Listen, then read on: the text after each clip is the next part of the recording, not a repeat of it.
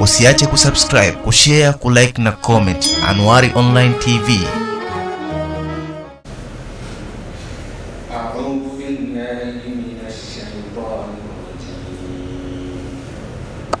ويطاف عليهم بآنية من فضة وأكواب كانت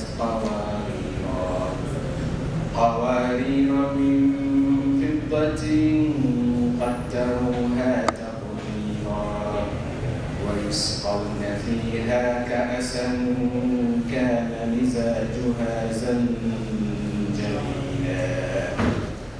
عينا فيها تسمى سلسبيلا ويطوف عليهم ولدان مخلدون إذا رأيتهم حسبتهم لؤلؤا منثورا وإذا رأيت ثم رأيت نعيما وملكا كبيرا عاليهم ثياب سندس خضر واستبرق وحلوا أساور من فضة وسقاهم ربهم شرابا طهورا إن هذا كان لكم جزاء وكان سعيكم مشكورا إنا نحن نزلنا عليك القرآن تنزيلا فاصبر لحكم ربك ولا تطع منهم آثما أو كفورا واذكر اسم ربك بكرة وأصيلا ومن الليل فاسجد له وسبحه ليلا طويلا إن هؤلاء يحبون العاجلة ويذرون وراءهم يوما ثقيلا نحن خلقناهم وشددنا أسرهم وإذا شئنا بدلنا أمثاله تبديلا إن هذه تذكرة فمن شاء اتخذ إلى ربه سبيلا وما تشاءون إلا أن يشاء الله إن الله كان عليما حكيما يدخل من يشاء في رحمته والظالمين أعد لهم عذابا أليما صدق الله العظيم. اللهم نور قلوبنا بالقرآن وزين أخلاقنا بالقرآن ونجنا من النار بالقرآن وأدخلنا الجنة بالقرآن برحمتك يا أرحم الراحمين. Inshallah leo kwa uwezo wake Mwenyezi Mungu mtukufu tutakuwa wenye kuendelea na tafsiri ya suratul Insan, sura ambayo tulianza kuitafsiri masiku kadhaa yaliyopita. Na siku ya jana tuliona tofauti kati ya watu wema kwa maana al-abrar na muqarrabun. Tukasema al-abrar ni wacha Mungu wenye daraja la kawaida, na tukasema al-muqarrabun ni wacha Mungu wenye daraja la juu, na kila aina ya wacha Mungu mbele ya Allah Subhanahu wa Ta'ala wana daraja lao, wana pepo yao, na kheri zao ni zenye kutofautiana kama tulivyoona siku ya jana. Lakini pia siku ya jana tuliweza kuangalia shauku ya masahaba wa Bwana Mtume Muhammad sallallahu alaihi wasallam, shauku yao ya kutaka mambo ya kheri na kutaka pepo. Tukaweza kugusia kisa cha Jaafar bin Abi Talib, jinsi alipouawa katika vita vya Mu'ta, alipouawa hali ya kuwa akiwa ni shahidi, akiwa ni kiongozi anayeongoza mapambano katika vita vya Mu'ta. lakini pia katika vita vile aliweza kuuliwa Zaid bin al-Harith, kisha akauliwa Abdullah ibn Rawaha, kisha bendera ikachukuliwa na Khalid bin Walid, saifu min suyufillah, ambaye baadaye akiwa na askari wake wachache dhidi ya askari wa Rumi zaidi ya 200,000 wakaweza kurejea Maka hali ya kuwa hawajashinda wala hawajashindwa. Leo tutaendelea na tafsiri ya sura al-Insan, na siku ya jana tulizungumza mpaka wajazahum bima sabaru jannatan wa harira. Tukazungumza malipo ya watu wa peponi, kwa kusubiri kwao watapata pepo na harira. Na hariri ni vazi la hariri ambalo Mwenyezi Mungu Subhanahu wa Ta'ala atawavalisha watu wa peponi. Vazi la hariri ni vazi ambalo limeharamishwa duniani, watu hawaruhusiwi kuvaa hariri, lakini Mwenyezi Mungu siku ya Kiyama atalihalalisha kwa waumini ambao watakokuwa na daraja la juu, na wao wataweza kuvalishwa vazi la hariri. Katika pepo hiyo Mwenyezi Mungu anasema kwa aya ambayo tunaanza nayo leo, muttakiina fiha ala al-ara'i la yarawna fiha shamsan wala zamharira. Watu wa peponi watakuwa katika viti vya enzi, viti ambavyo viko juu. Katika nyingine Mwenyezi Mungu kasema wana mariku masfufa wa zarabiyu mabithutha. Watakuwa fiha sururun marfu'a, watakuwa katika matandiko ya juu. Matandiko ama viti ama vitanda vya watu wa peponi watakuwa vinanyanyuka juu kiasi kwamba waweze kuona ufalme ambao Mwenyezi Mungu Subhanahu wa Ta'ala ameweza kuwapa katika pepo yao.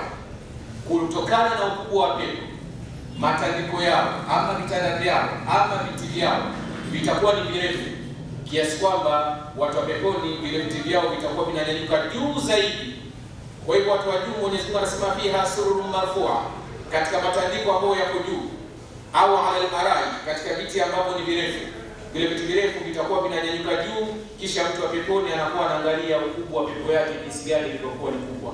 Na pepo ya mtu mmoja tumeambiwa upana wake ardhuha as-samawati wal ardh, upana wake inalingana na mbingu na ardhi. Yaani pepo, inawezekana pepo ya mtu mmoja ikawa ni kubwa kuliko dunia. Pepo ya mtu mmoja, fikiria pepo ni kubwa kuliko dunia. Wewe ukiwa na pointi yako tu ambao pengine hekari 20, yaani na kiwanja chako hekari 20, unakiona ni kikubwa, lakini pepo itakuwa ni kubwa. Kwa kuwa pepo, kwa nini inakuwa kubwa? Kwa sababu pia ina mambo makubwa, na watu watakaoingia peponi ni watu wakubwa. Yaani Allah Subhanahu wa Ta'ala akitujalia kuingia peponi umma Muhammad, hatutokuwa na miili kama tuliokuwa nayo leo, miili ya futi 6. Mtu akiwa na futi 6.5 anaonekana ni giant.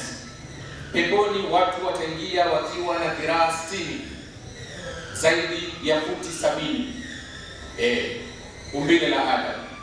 Kwa dhiraa 60 ndio mtu huyo. Ndio maana utaambiwa zile neema za peponi, usifikirie kwamba utaweza kuneemeka nazo na mwili wako mdogo wa hivi sasa. Zile neema za peponi ni kubwa, sivyo? Allah Subhanahu wa Ta'ala katika nyingine anasema innal muttaqina fi shughulin fakihun, si ndivyo?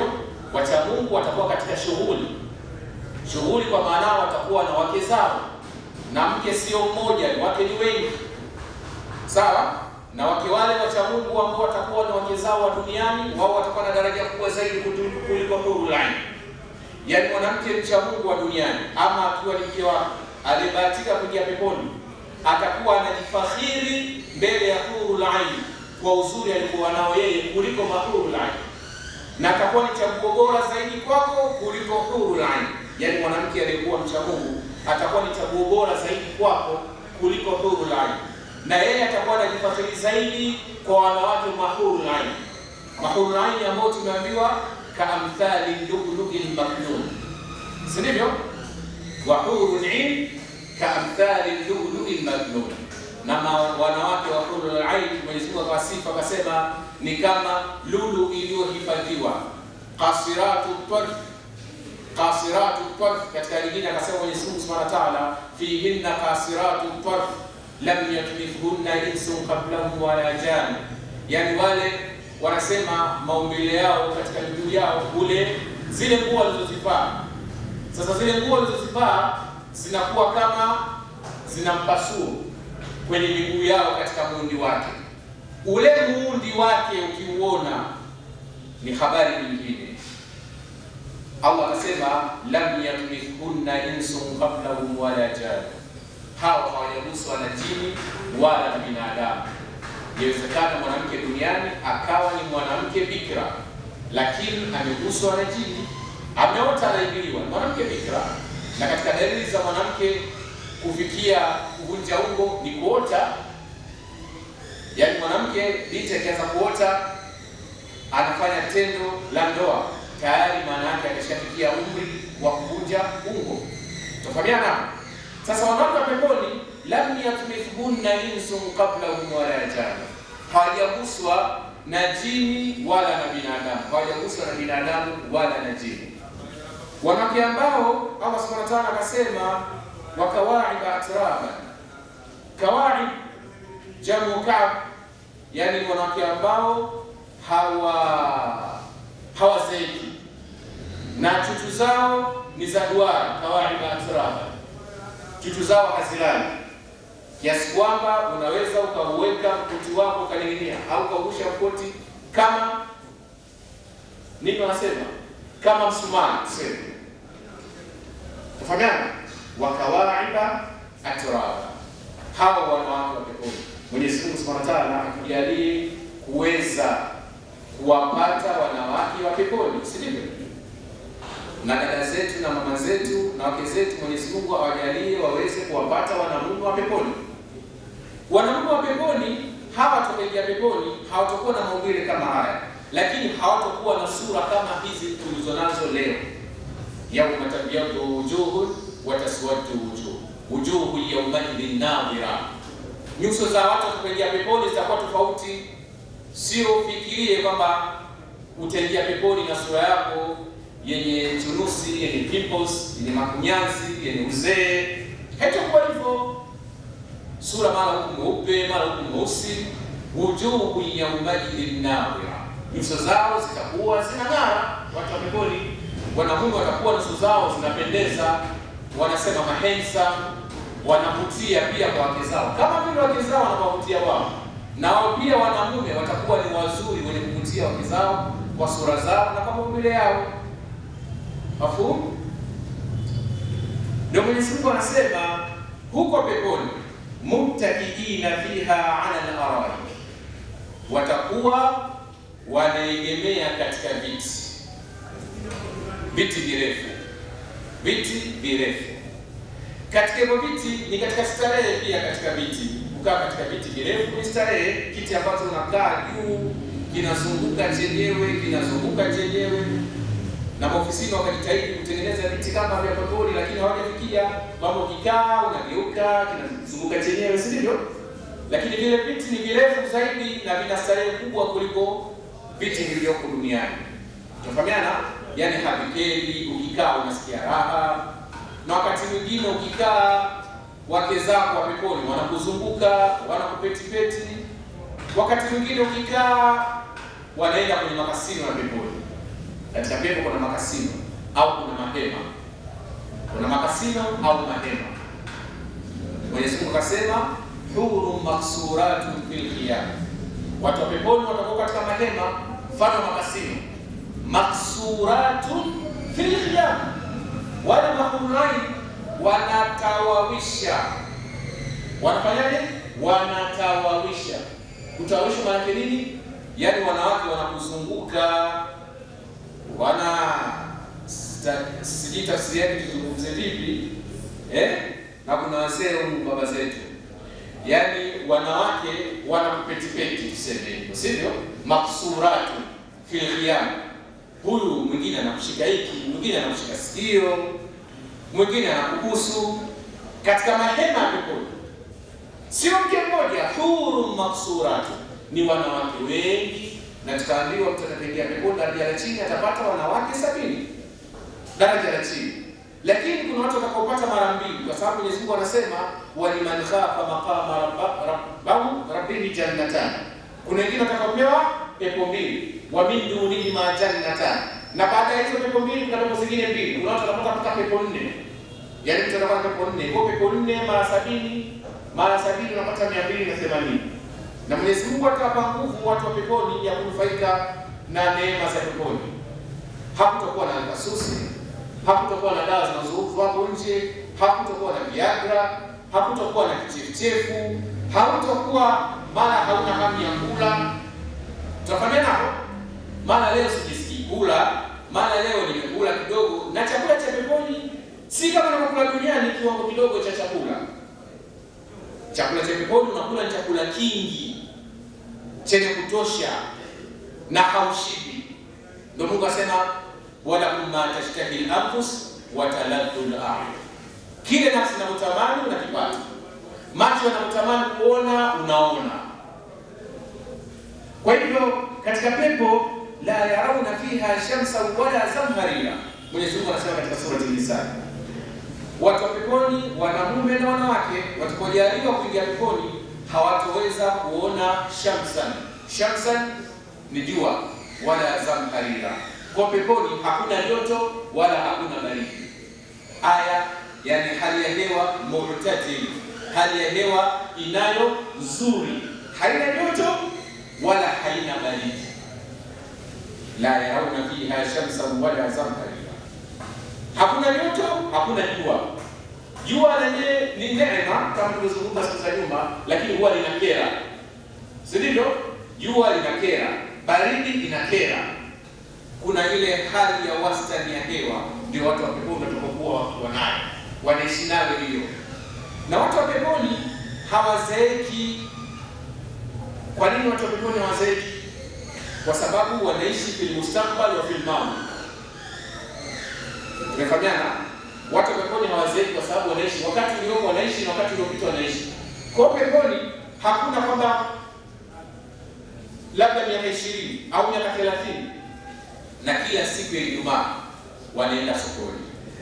Katika pepo kuna soko ambalo kila Ijumaa wakienda kwenye lile soko wanarudi kama walivyokuwa mwanzo.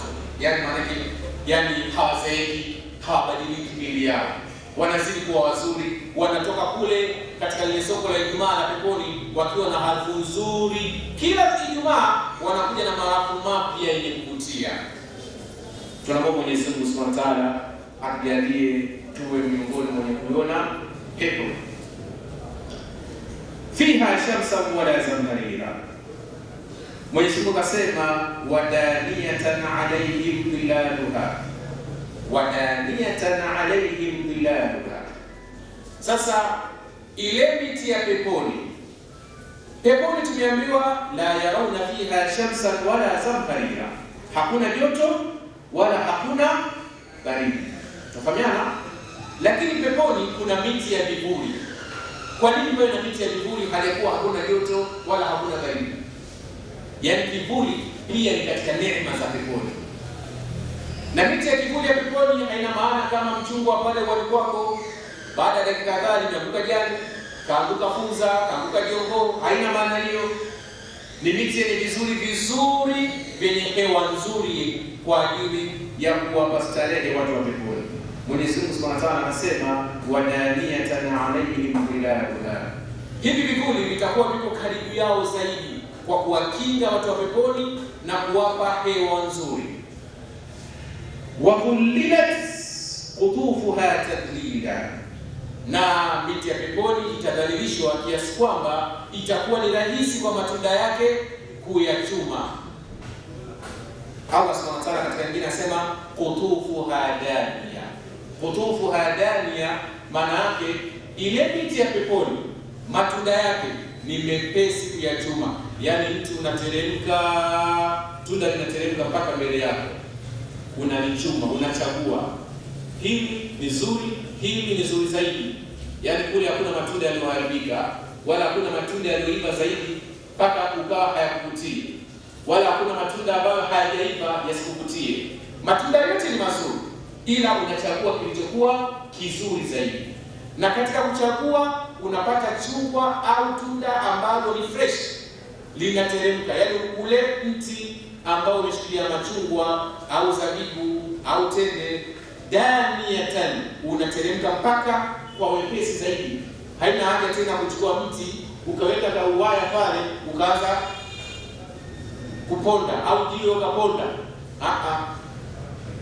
Qutufuha tadlila, kuchuma kwake ile miti ya peponi ni rahisi. Allah amedhalilisha, matunda amedhalilisha, yanateremka yenyewe, unachuma kwa wepesi zaidi. Ndio qutufuha tadlila, Allah ameyafanya kwa mepesi zaidi. Wa yutafu alayhim bi aniyatin min fidda. Hii aya zamani kisoma watu walikuwa waelewi, sasa hivi watu wanaelewa. Wa yutafu maana hapa mabniyu lil majhul. Wa yutafu alayhim, na zitakuwa zinazunguka. Ulishaona kwenye zile hoteli kubwa, unaona kuna sahani za chakula zinazunguka zenyewe, ndio mfano wake. Sahani zinazunguka za chakula peponi, unachagua hapa nachukua hiki, hapa nachukua sambusa, hapa nachukua kile, nachukua kile. Wala mitwaili mimma yashtahun, na nyama zote za kuku, zote za ndege unawajua wewe watamu duniani bora. Wala mitwaili mimma yashtahun, na nyama za ndege ambazo zinazovutia. Sio nyama ya kuku imekaangwa na mafuta ya kulie yanakukera, mara ukila unasikia roho inaenda mbio. Hapana, zimekaangwa na mafuta ambayo Mwenyezi Mungu anajua yamekaangwa vipi kwa peponi. Mafuta hayakupi pressure, hayakupi sukari, hayakupi kichumbi. Lahmi tayrin mimma yashtahun. Kwa Mwenyezi Mungu anasema wa yutafu alayhim bi aniyatin, na watu wa peponi yutafu alayhim, watakuwa zinazunguka kwao. Zinazunguka kwao nini? Bi aniyatin jam'u inaha, vyombo vingi vinazunguka, mabakuli, sahani. Na haina maana sahani kama za nyumbani kwako, sahani nzuri, sahani ambazo jicho lako halijawahi kuona wala sikio lako halijawahi kusikia wala haujawahi kufikiria, ndio sahani za peponi. Allah anasema wa yutafu alayhim bi aniyatin min fidda. Hivi vyombo vimetokana na madini ya fedha. Hivi vyombo ambavyo watu wa peponi wanakula vyakula vyao vimetokana na madini ya nini? Ya fedha. Wa akwabi, na glasi za kunywa maji, glasi za kunywa chai, glasi za kunywa vinywaji vingine. Kanat qawarira, vimetokana na madini fulani, mfano wa vigae. Hivi vyombo qawarira min fiddatin qaddaruha taqdira. Hivi vyombo vingine vimetokana na madini ya fedha. Allah Subhanahu wa Ta'ala amevikadiria kwa namna nzuri kiasi kwamba vyombo tu vyenyewe vinampa ladha anayetaka kupata chakula. Yaani kuna vyombo ambavyo ukiviona vinakupa ladha ya chakula kabla hujaona chakula. Yaani chombo kinakupa appetite ya kula kabla hujala chakula. Tunafahamiana? Hivyo ni vyombo vya peponi. Mwenyezi Mungu anasema wa yusqawna fiha ka'san kana mizajuha zanjabila, na watanyweshwa haumo peponi. Wa yusqawna fiha, watanyweshwa watu wa peponi. Ka'san, glasi zenye vinywaji. Neno kas sio sawa na neno kuu. Neno kas ni glasi yenye kinywaji, katika lugha ya Kiarabu huitwa kasi. Na neno akwab ni glasi ambazo hazina kinywaji. Glasi ambayo ina kinywaji ndani yake inaitwa kas katika lugha ya Kiarabu. Kwa hiyo Allah anasema min kasi, maana ni glasi ambazo ndani yake zina vinywaji. Ndio Allah anasema min kasin kana mizajuha zanjabila.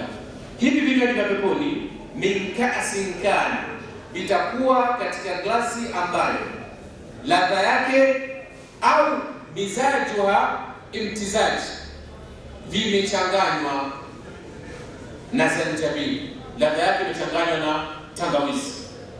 Haina maana tangawizi kama Kigoma wala kama Moshi, ni mfano. Ni nini? Tamthili. Tulizungumza juzi tukasema vitu vyote vilivyotajwa katika neema za peponi ambazo vimetajwa kwa majina duniani tunayojua ni tamthili. Kwa hiyo tukisema wanawake wa peponi ni kama wanawake wa duniani, wanafanana tu, yaani tunakupa mfano ili uweze kuelewa kidogo, uweze kufahamu. Lakini wanawake wa peponi na duniani ni tofauti. Wanawake wa duniani wanapata siku zao, wanawake wa peponi hawapati. Wala fiha azwajun mutahhara, wanawake wa peponi hawapati siku zao. Wanawake wa duniani wanazaa, wanawake wa peponi hawazai, si ndivyo? Wanawake wa duniani miaka 18 anavutia, miaka 32 chuchu zimeshuka, si ndivyo? Amezeeka. Wanawake wa peponi hawazeeki. Kwa hiyo tukisema tangawizi haimaanishi tangawizi kama Kigoma, ni mfano tamthili ili uweze kuelewa. Kwa hivyo kinywaji ambacho tutakaonyeshwa watu wa peponi min ka'sin kana mizajuha zanjabila. Ukisoma katika surati al-Mutaffifin, Mwenyezi Mungu anasema innal abrara lafi na'im, katika aya 22, ala al-ara'iki yanzurun ta'rifu fi wujuhihim nadrata an-na'im, hakika watu wema watakuwa katika neema. Abrar ni watu wema wanaofanya matendo mema ya kawaida, ndio abrar. Ta'rifu fi wujuhihim nadrata an-na'im, utajua vipi hawa watu wana neema? Utaona katika nyuso zao wanavutia, nyuso zao zina neema, zinavutia, zinapendeza kutokana na neema za peponi. Kisha Mwenyezi Mungu anasema yusqawna min rahiqin maktum khitamuhu misk, watanywesha pombe ya peponi. Sasa pombe ya peponi sio sawa na Tascalada wala sio sawa na Pilsner. Watu wasemaga peponi Waislamu na ndio mtakunywa pombe. Kwa hiyo wanafanya mfano kama pombe ya Tascalada, mtu akinywa anaanza kusema kama ni mlevi, nataka nikojoe hapa, anakojoa hadharani. Yaani pombe ya duniani inafanya mtu anaharibika nini? Akili. Si ndivyo? Pombe ya peponi haifanyi mtu aharibike akili, inamfanya mtu apate ladha nyingine ambayo haina kilevi. Tunafahamiana hapa? Kwa sababu peponi la tasma'una fiha lahwan wala kidhaba. Peponi huwezi kusikia matusi wala huwezi kusikia uongo, na mtu akinywa pombe ya duniani anakuwa muongo. Kama ajui Kiingereza anaongea Kiingereza, kama ajui Kisukuma anaongea Kisukuma. Pombe ya peponi sio hivyo.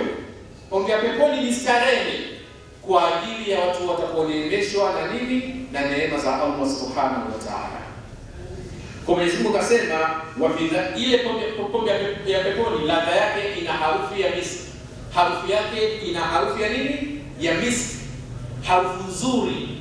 Kisha Mwenyezi Mungu akasema wa fi dhalika falyatanafasil mutanafisun, katika hayo ni za peponi washindane wenye kushindana. Kisha Mwenyezi Mungu akasema wa mizajuhu bitasnim, peponi kinywaji ghali zaidi kinaitwa tasnim. Kinywaji ghali zaidi kinaitwa nini? Tasnim. Hii kinywaji ghali zaidi cha tasnim, watu watakuwa wanapewa kidogo kwa mujibu wa matendo yao ya kheri. Unaweza kuwa umeingia peponi, matendo yako ya kheri yalipokuwa mengi, ndivyo ambapo unaongezewa kile kinywaji cha tasnim. Kuna watu ambao wana matendo makubwa zaidi ya kheri, hao ile tasnim yao itakuwa ni piwa. Itakuwa ni nini? Piwa. Yaani tasnim, wewe kama umeungaunga kidogo katika ibada zako, Allah Subhanahu wa Ta'ala amejalia unaingia peponi, unawekewa kafleva kidogo cha tasnim. Kidogo. Wa mizajuhu min tasnim, yaani mumtaz kidogo. Lakini kuna watu ambao watakula tasnim yote. Katika maisha ya Bwana Mtume Muhammad sallallahu alaihi wasallam, kuna sahaba mmoja anaitwa Adi bin Khubayb bin Adi. Khubayb bin Adi, yeye alionekana anakula zabibu za peponi. Alionekana anakula zabibu za nini? Za peponi. Yaani kuna watu ambao Mwenyezi Mungu Subhanahu wa Ta'ala aliomba daraja hiyo katika Uislamu, kama vile kwa Maryam alipokuwa akifungiwa mama Maryam katika chumba chake, wanamuuliza ya Maryam anna laki hadha, qalat huwa min indillah. Alikuwa anakula Maryam, mama yake Isa bin Maryam, mama yake Yesu, yeye alikuwa anakula pia chakula cha wapi? Cha peponi. Tunafahamiana? Na katika masahaba wa Mtume, hivyo sahaba yeye alikula zabibu za peponi, zabibu ambazo Maka haziko wala Madina haziko.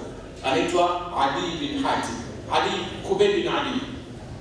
Khubayb bin Adi walikuwa wamemfunga, na katika chumba chake hakuna chakula chochote. Wamemfunga asubuhi, pingu miguuni na mikononi wamemfunga, wakimwadhibu washirikina wa Makka.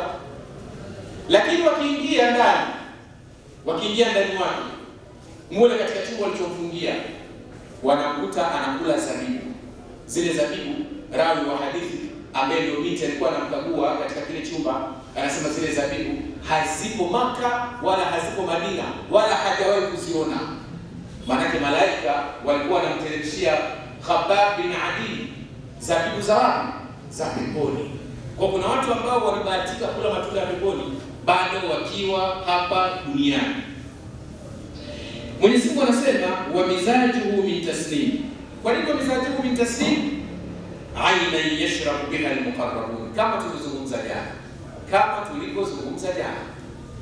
jana kusema innal abrara yashrabuna min ka'sin kana mizajuha kafura.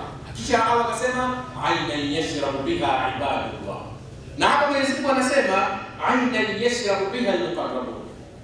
Tofauti ya aina yashrabu biha na aina yashrabu min, tukazungumza kwamba hii tasnim iliyotajwa katika surati al-Mutaffifin, wale watu wema wenye matendo ya kawaida watapewa kidogo katika tasnim, watakuwa wanawekewa kidogo. Lakini hii tasnim imetoka wapi? Imetoka katika chemchemi aina yashrabu biha al-muqarrabun, chemchemi ambayo yashrabu biha al-muqarrabun, watakunywa katika hiyo chemchemi al-muqarrabun, ambao ni masahaba, Bwana Mtume Muhammad, manabii na watu wema. Hicho kinywaji wao watakuwa katika chemchemi pale, maana wao wanakunywa kwa macho na wanakunywa kwa ladha. Sisi wengine tutakuwa tunakunywa kwa nini?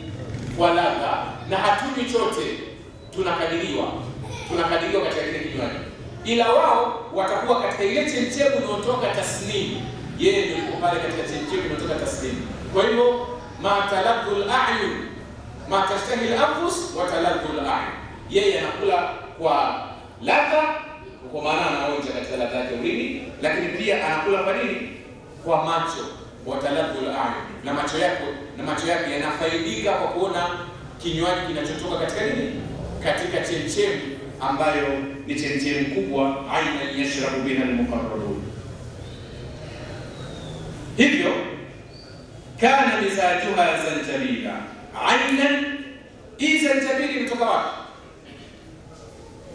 Manake katika pepo, wale walioko juu katika pepo ya juu, zile pepo zao za juu zina mito ya chemchemi. Ile mito ya chemchemi inachirizika mpaka katika majumba zao. Wakina Mtume Muhammad sallallahu alaihi wasallam, masahaba wakubwa na watu wema waliofanya matendo mema. Kisha ile mito, wale vijana wa peponi wanaenda kuchota katika glasi au kwenye mabakuli au katika majani, wanaenda kuchota katika ile mito, wanashuka nayo vile vinywaji kutoka katika ile mito kuja katika pepo ya chini. Kwa hivyo sisi watu ambao watakuingia peponi na daraja ya chini watakunywa vinywaji ambao hawajui vimetoka wapi. Ndio Mwenyezi Mungu anatuambia hii mizaju hazanjabila aina fiha, imetoka nini? Imetoka katika chemchemi. Chemchemi ambayo inaitwa nini? Tusamma salsabila. Chemchemi inaitwa salsabila. Kwa nini chemchemi hii inaitwa salsabila? Imeitwa salsabila kwa sababu kile kinywaji cha peponi ukiwa kuna kinywa hauwezi kupaliwa, hakiwezi kubadilisha ladha ya koo yako, yani kinateremka kwa wepesi katika koo lako. Ndio maana salsabili, kutokana na sabili. Salsabili kutokana na neno sabili, yani kinateremka katika njia ya koo yako kwa wepesi zaidi. Tunafahamiana hapo? Kisha Mwenyezi Mungu anasema wa yudafu alaihim wildanun mukhalladun, Hapa duniani watu tuna wafanyakazi wanaotusaidia katika majumba yetu, anamsaidia mke wako kufua, lakini wakati mwingine mfanyakazi anachoka, mke wako ndio anayekuhudumia. Peponi kazi ya hurul ain sio kukupikia wala sio kukuhudumia vitu vingine, kukuhudumia jambo moja tu ambalo linafahamika, si ndivyo? Ndio kazi ya hurul ain. Peponi kazi zote zinafanywa na vijana wadogo ambao hawazeeki. Wale Mwenyezi Mungu aliwapa mtihani ya kufiwa na watoto wadogo kabla ya baligh, watakuwa wanahudumiwa na watoto wao peponi. Tafahamiana? Wale Mwenyezi Mungu aliwapa mtihani ya kufiwa na watoto wadogo ambao hawajabaligh, watoto wadogo kabisa, Allah Subhanahu wa Ta'ala atawapa neema ya kuhudumiwa na watoto wao peponi. Na wale ambao hawajapata mtihani huo, basi kuna vijana maalum Mwenyezi Mungu amewaandaa peponi wa kuwahudumia, vijana wadogo miaka 12, miaka 14, wanakuwa katika level ya umri huo, wala hawakui zaidi ya hapo. Ujue kuna umri ambao mtoto anapendeza zaidi kwa mzazi wake na mzazi anapenda kutembea naye.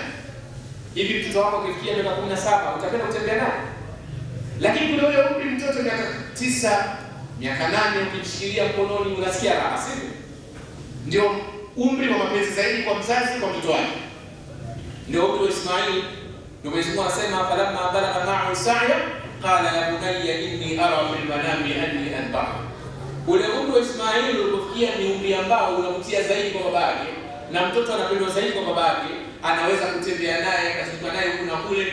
Ndio Mwenyezi Mungu akamwambia Ismail, Mwenyezi Mungu akamwambia Ibrahim amchinje mwanae, na Ibrahim akamwambia mtoto wake, mimi nimeona kwenye ndoto natakiwa nifanyeje?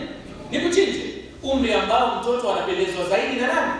Na baba na mzazi wake, na baba anajifakhiri yani akiwa na mtoto wake katika umri huo.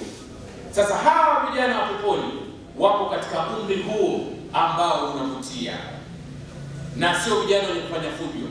Hawa vijana Mwenyezi Mungu amewasifu ambao ndio watakuwa na kuhudumia wewe peponi, sio mpaka watume. Vile unapohisi wewe unashangaa wameshavileta, unaposikia wewe chakula wameshakileta, sio mpaka waambie hebu nitie maji ya kunywa. Muda wote tu meza zimechafuka. Wanazunguka watu gani? Wanazunguka hawa vijana wa peponi ambao ni nini? Mungu anasema wa yutafu alaihim wildanun mukhalladun. Watu wa peponi watakuwa wanazungukiwa kuhudumiwa huko peponi na nini? Wildanun mukhalladun, na vijana wadogo mukhalladun. Hawa mukhalladun hawakui, wako katika umri ule ule, ndio maana mukhalladun. Hawakui, utaishi nao miaka yote peponi, wakikuhudumia wewe ambaye umebahatika kuiona pepo ya Allah Subhanahu wa Ta'ala. Hawa vijana tu wanaohudumia. Allah Subhanahu wa Ta'ala anasema idha ra'aitahum, pindi utakapowaona hao vijana wanaohudumia watu peponi, hasibtahum lu'lu'an manthura, utafikiri ni lulu zilizotawanywa. Utafikiri ni lulu zilizotawanywa. Utaona tu yani kijana kava lulu. Sasa zile lulu zinakuwa kama zimewaka taa. Tufahamiana? Zimekuwa kama zina taa. Yaani ule mng'ao wa lulu wake unakuwa kama umewaka taa. Kwa hiyo ukifika katika pepo yako unaona vile wanavyovutia katika mavazi yao ya lulu. Yaani yale mavazi yao wao wewe mwenyewe unakuwa unawashangaa. Ukiwaona unafurahi. Wahudumiaji ndio waona. Tumeona kwenye mahoteli makubwa wanavaa shati jeupe na katai ka blue. Mtu mhudumu msafi. Sio mfano wake ni zaidi ya vile hao katika hoteli kubwa. Idha ra'aitahum hasibtahum lu'lu'an manthura. Ikiwa watu wanaandika duniani wanasifu ya kwao duniani, vipi anayesifu ndio aliyekuumba wewe, ndio anawasifu. Wewe unafikiria vipi? Aliyetuumba sisi ndio anawasifu hao vijana wanaohudumia peponi. Idha ra'aitahum hasibtahum lu'lu'an manthura. Utafikiri ni lulu nzuri zenye kuvutia zilizotawanywa.